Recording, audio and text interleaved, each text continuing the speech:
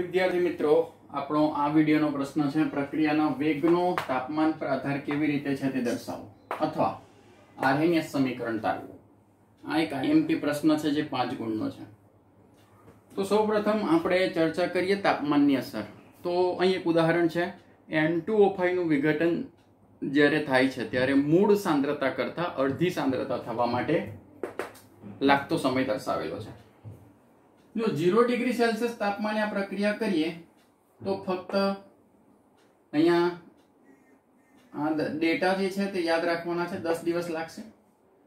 જો તાપમાન વધારીએ 25 ડિગ્રી સેલ્સિયસ કરીએ તો એના કરતા ઓછો સમય 5 કલાક, અને તો 50 ડિગ્રી સેલ્સિયસ તાપમાને પ્રક્રિયા થાય તો ફક્ત 12 મિનિટમાં પૂર્ણ થાય છે। એટલે જેમ જેમ તાપમાન વધે છે તેમ તેમ પ્રક્રિયા થવા માટે લાગતો સમય ઘટે છે। એટલે આપણે એવું સમજી શકીએ કે તાપમાનના વધારા સાથે પ્રક્રિયાનો વેગ વધશે।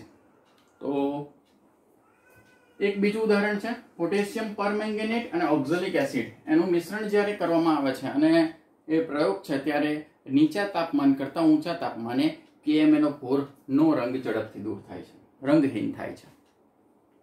તો આ પ્રક્રિયા જે છે, આ માહિતી જે છે વોન્ટફ નામના વૈજ્ઞાનિકે પ્રથમ પૂરી પાડી હતી, પરંતુ તેને પ્રોપર એટલે કે યોગ્ય રીતે દર્શાવી અને સાબિત કરવામાં એક વૈજ્ઞાનિકનો મહત્વનો ફાળો છે જેમનું નામ છે આર્હેનિયસ।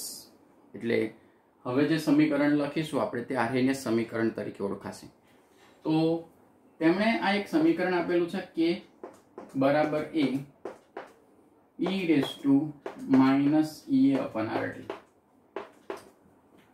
અહીં K જે છે તે વેગ અચળાંક છે,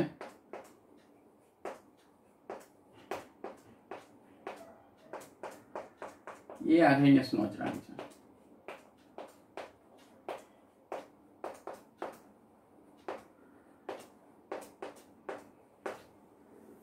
EA એટલે સક્રિયકરણ ઊર્જા,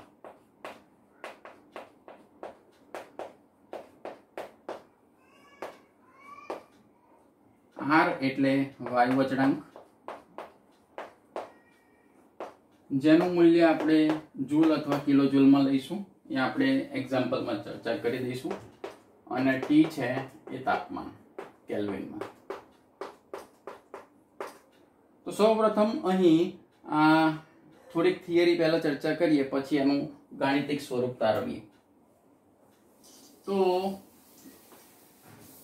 આનાથી આગળ આપણે એક H2 અને I2 વાળું ઉદાહરણ લઈએ છીએ કે આપણે H2 અને I2 જે છે તે મિશ્ર કરીશું અને એમાંથી HI બને છે એવું દર્શાવીએ છીએ। આ એક પ્રક્રિયા છે।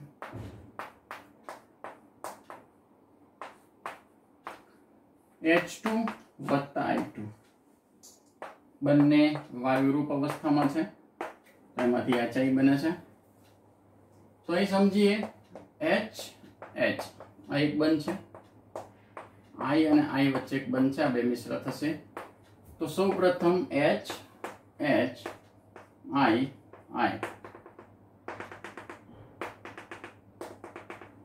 અહીં આ જે તૂટક રેખા છે તે અંશતઃ તૂટશે અથવા અંશતઃ બંધ બનશે એવું દર્શાવશે। આ જે છે તે મધ્યવર્તી સંયોજન છે, તેને સક્રિયકૃત સંકીર્ણ કહેવાય,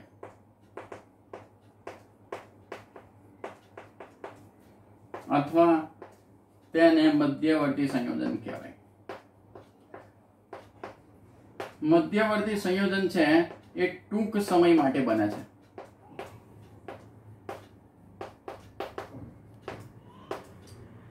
તે ત્વરિત વિઘટન પામશે।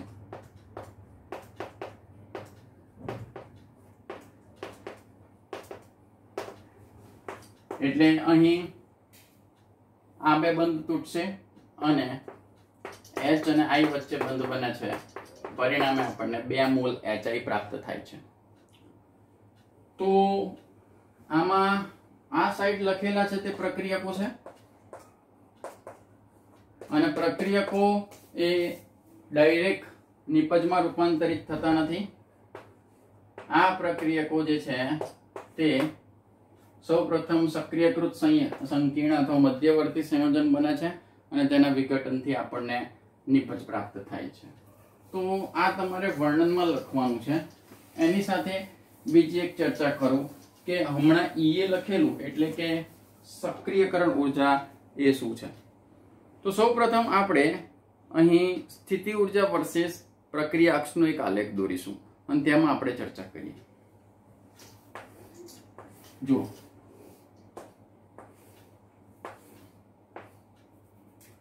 આપણે અહીં સ્થિતિ ઉર્જા વિરુદ્ધ પ્રક્રિયા અક્ષનો આલેખ દોરીશું.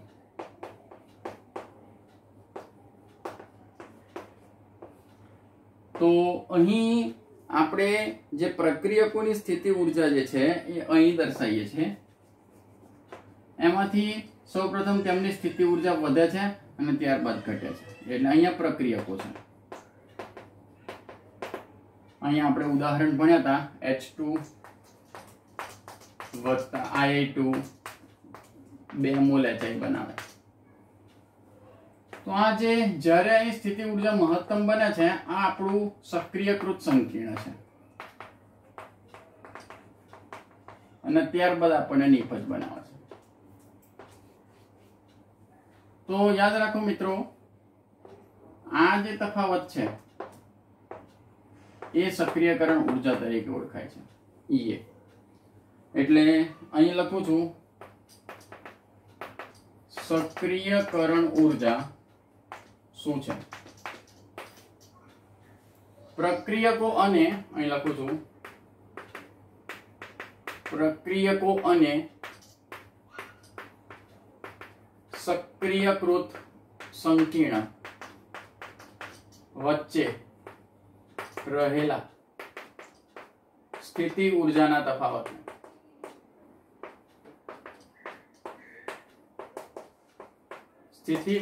તફાવતને સક્રિયકરણ ઉર્જા કહે છે.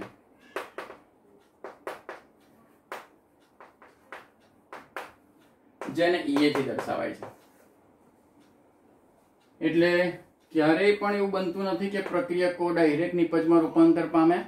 સૌપ્રથમ જે પ્રક્રિયકો છે તેમની વચ્ચે બંધમાં અથવા કોઈ રાસાયણિક ફેરફાર થઈને સૌપ્રથમ તે સંકીર્ણ બનાવે છે, મધ્યવર્તી સંયોજન બનાવે છે અને ત્યારબાદ તે નિપજમાં પરિણમે છે. એટલે તમને જે તફાવત પ્રાપ્ત થાય છે તે તફાવત તમારું સક્રિયકરણ ઉર્જા દર્શાવે છે. હજી આગળ બીજી ચર્ચા કરીએ. વિદ્યાર્થી મિત્રો, યાદ રાખો કે અહીં પ્રક્રિયાની બધી જ સ્પીસીસમાં બધા જ અણુઓ સમાન ગતિ ઉર્જા ધરાવતા નથી. કોઈ પણ એક અણુની વર્તણૂક પરિશુદ્ધતા સાથે પ્રાકકથિત કરવી મુશ્કેલ છે. પ્રાકકથિત કરવી એટલે પહેલેથી અનુમાન કરવું, આપણે ધારવું કે ખરેખર શું એની સ્થિતિ હોવી જોઈએ તે આપણે કલ્પી શકતા નથી. તો લુડવિગ બોલ્ટ્ઝમેન અને જેમ્સ ક્લાર્ક મેક્સવેલ નામના વૈજ્ઞાનિકોએ આ માહિતી આપી અને એક આલેખ દોર્યો જે આપણે ચર્ચા કરીએ. આપેલ ગતિજ ઉર્જાએ અણુઓના NE/NT વિરુદ્ધ ગતિજ ઉર્જાનો આલેખ દોરવામાં આવ્યો. હવે Ne શું છે તો E ઉર્જાવાળા અણુની સંખ્યા છે અને NT છે એ અણુઓની કુલ સંખ્યા છે. તો આ આલેખમાં તમે જોઈ શકો છો કે ઓછી ગતિજ ઉર્જાવાળો જે ભાગ છે, અંશ છે તે ઓછો છે. અહીં આ જે છે તે સૌથી વધુ સંભાવ્ય ગતિજ ઉર્જા જે છે તે મહત્તમ પીક એટલે કે મહત્તમ એરિયા કવર કરે છે. એટલે તે જ પ્રમાણે આપણે ચર્ચા કરી અથવા કહી દઉં તમને ફરીથી કે જો તાપમાન 10 ડિગ્રી સેલ્સિયસ વધારવામાં આવે તો પ્રક્રિયાનો વેગ લગભગ બમણો થાય છે.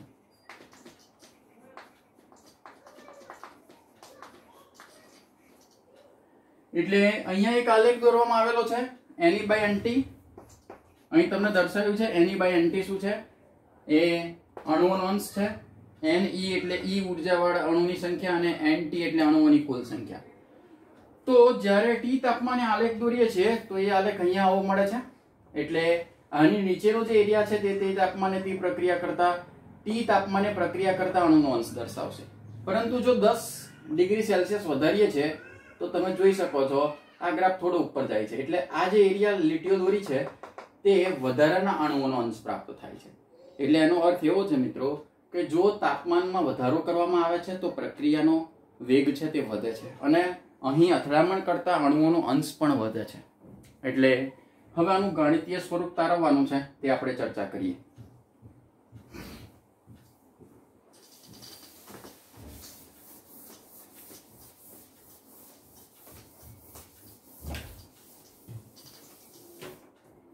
અહીં આપણી પાસે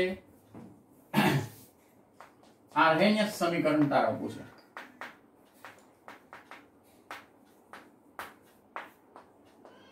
અહીં આપણી પાસે આર્હેનિયસ સમીકરણ તારવવું છે. ચર્ચા કરીએ. તો આપણે હમણાં ચર્ચા કરી હતી તેમ આપણું સમીકરણ હતું K equal to A e raised to minus E upon RT.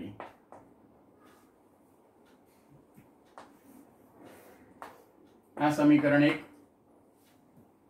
બંને બાજુ નેચરલ લોગેરિધમ લગાવતા તો અહીં આવશે ln k બરાબર ln a plus ln e raised to minus E upon RT.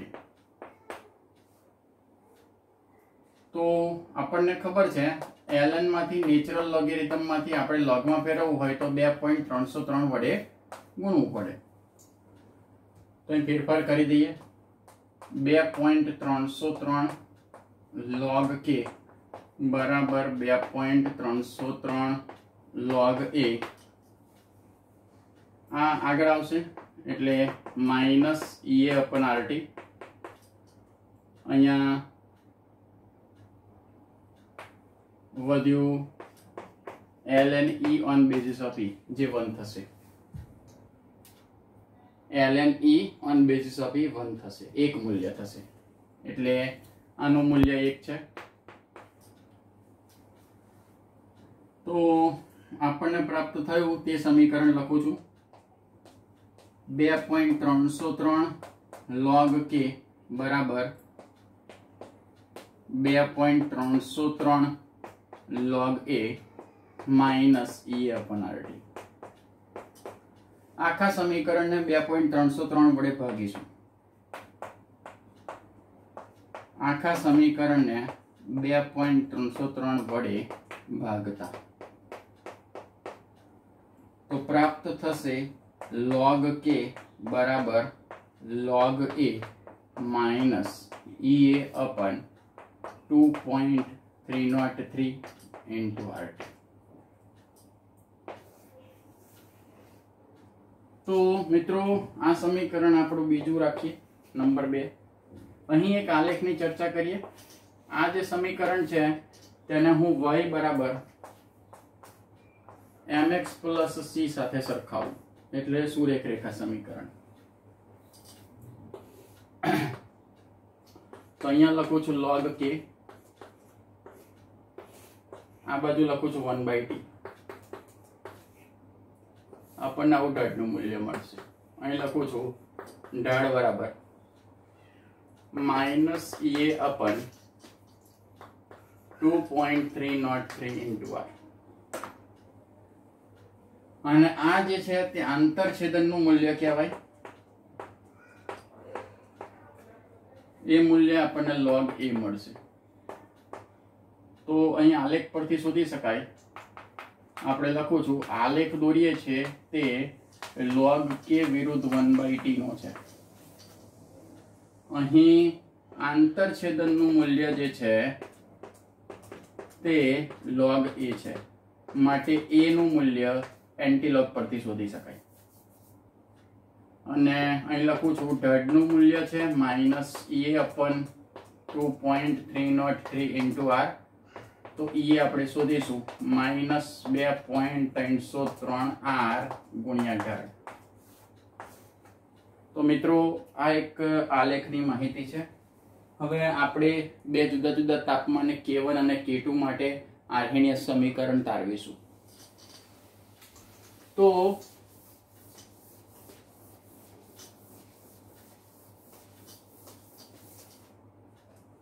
અહીં આપણી પાસે સમીકરણ 2 હતું, log K બરાબર log A minus E upon 2.303 RT.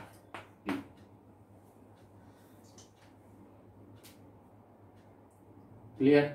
આપણે છેલ્લે ચર્ચા કરી હતી તે પ્રમાણે આ સમીકરણ 2 હતું. હવે હું લખું છું T1 તાપમાને K1 અને T2 તાપમાને K2 વેગ અચળાંક છે. તો આર્હેનિયસ સમીકરણ કેવી રીતે લખાશે? તો લખું છું log K1 બરાબર log A minus EA upon 2.303 into RT1. અહીંયા લખું છું log K2 બરાબર log A minus EA upon 2.303 RT. તો આ સમીકરણ 3 અને આ સમીકરણ 4. હવે આપણે 4 માંથી સમીકરણ 2 બાદ કરીશું. 4 ઓછા 3. અહીં લખું છું સમીકરણ 4 માઇનસ સમીકરણ 3 કરીશું. તો log K2 minus log K1, ડાબા ડાબા જબા જબા. અહીંયા લખું છું log A minus E upon 2.303 RT2 minus log A minus E upon 2.303 RT1. આને સાદું રૂપ આપીશું.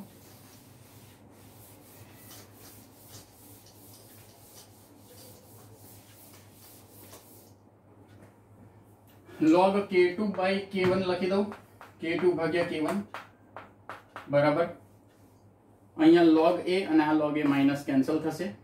માઇનસ માઇનસ પ્લસ એટલે પહેલા લખું છું EA છેદમાં 2.303 RT2 માઇનસ EA છેદમાં 2.303 RT1. તો અહીં લખું છું log K2 by K1 બરાબર EA છેદમાં 2.303 R. આટલું કોમન નીકળશે તો વધશે 1 by T1, સોરી આ T1 છે, આ T2 છે. માઇનસ માઇનસ પ્લસ એટલે અહીં T1, 1 by T1 minus 1 by T2. એટલે આ પદ પહેલા લખ્યું છે EA છેદમાં 2.303 RT1, પછી આ T2 વાળું લખ્યું છે. એટલે આ આપણું આર્હેનિયસ સમીકરણ થયું, જે આપણે દાખલા ગણવા માટે કામમાં લઈશું. ખૂબ અગત્યનું સમીકરણ છે મિત્રો. ઘણા બધા એના પરથી આપણે દાખલા ગણવાના છે. તો આટલું તમે લખશો, તેના 5 ગુણ મળશે. Best of luck.